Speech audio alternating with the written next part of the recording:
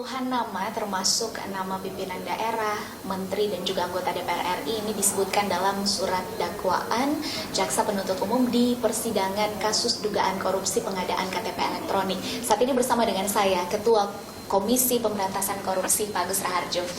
Pak Agus, temuan KPK sebenarnya sejauh ini sekuat apa untuk kemudian bisa membuktikan bahwa nama-nama yang ada dalam surat dakwaan ini mungkin berpotensi menjadi tersangka baru, Pak? Ya, kalau KPK mencantumkan dalam dakwaan itu pasti punya alasan kuat. Punya alasan kuat sehingga kalau Anda membaca dakwaannya juga pasti juga tergambar skema pengaturannya dari awal, apakah itu pengaturan anggaran, pengaturan pengadaan.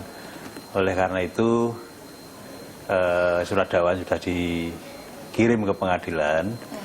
Sebaiknya kita mengikuti saja proses persidangan itu, proses pengadilan itu. Kita mengikuti karena KPK punya keyakinan ini adalah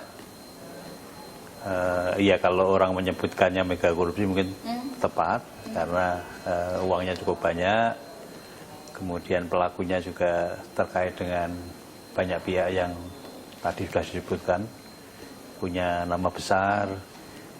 Kita memang punya keyakinan bahwa yang bertanggung jawab bukan hanya dua tersangka yang hari ini ada di pengadilan, tapi banyak pihak yang nanti bisa secara berurutan menjadi tersangka. Ya.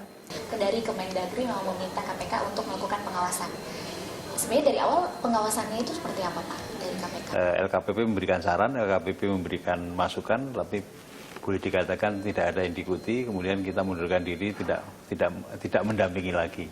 Jadi itu yang mungkin perlu didengar supaya secara fair juga. Kemudian teman-teman di mana rakyat Indonesia juga mengetahui bahwa pendampingan dilakukan, tapi saran yang dikeluarkan oleh lembaga kebijakan pengadaan pada waktu itu tidak ada satupun yang diikuti. Tapi kalau dari temuan KPK sendiri berarti dugaan korupsi ini berdampak secara langsung begitu, Pak, ya, terhadap penyediaan KTP elektronik. Kalau dari dakwaan itu kan jelas kelihatannya dari perhitungannya BPKP itu ada potensi kerugian negara yang nilainya tidak kecil 2,3 triliun ya. Dan kalau kita lihat fakta juga itu kan bahkan sebelum berjalan sudah ada pembagian uang, ya kan? Ya, nggak tahu yang memodali siapa, nanti biar pengadilan yang mengusut itu. Kemudian yang tidak kalah pentingnya cara meminit kontrak, cara memaintain kontrak.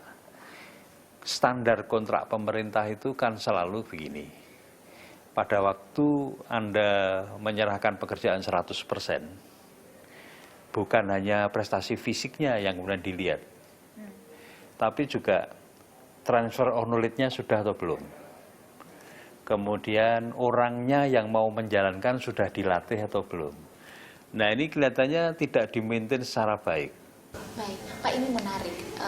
Kalau dari pimpinan KPK sendiri, ini kasusnya akan ke arah mana? Kalau kita boleh lihat mungkin di sosial media begitu, Pak, ada juga pihak-pihak atau netizen yang berpendapat yang menyaksikan pengusutan kasus ini itu bisa jadi lebih panjang lagi, atau bahkan ada yang menyebutkan akan mengambang seperti kasus Hambalang. Mudah-mudahan tidak mengambang, mudah-mudahan akan tuntas, tapi bahwa itu perlu waktu yang lama ya. Sekitar 280 saksi yang diperiksa oleh KPK terkait kasus ini, dan rencananya akan ada sekitar 133 saksi yang akan dipanggil dalam persidangan dan didengarkan keterangannya untuk kemudian bisa membuktikan dakwaan dari Jaksa Penuntut Umum.